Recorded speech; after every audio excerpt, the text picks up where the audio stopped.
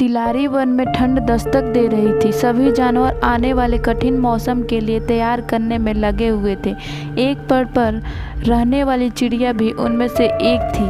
हर साल की तरह उसने अपने लिए एक शानदार घोंसला तैयार किया था और अचानक होने वाली बारिश और ठंड से बचने के लिए उसे चारों तरफ से घास फूस से सब कुछ ठीक चल रहा था कि एक दिन अचानक ही बिजली कड़कने लगी और देखते देखते घनघोर वर्षा होने लगी।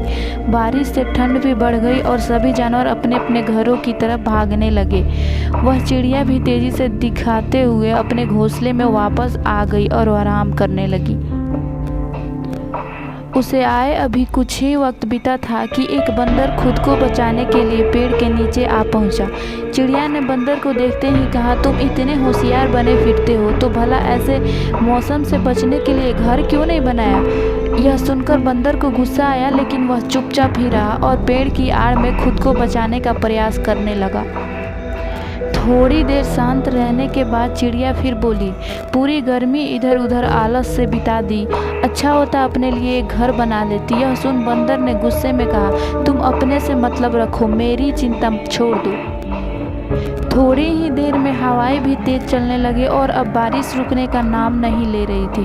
बेचारा बंदर ठंड से कांप रहा था और खुद को ढकने की भरसक कोशिश कर रहा था, पर चिड़िया ने तो मानो उसे छेड़ने की कसम खा रखी थी। वह फिर बोली, काश कि तुमने थोड़ी अकल दिखाई होती तो आज यह हालत नहीं होती।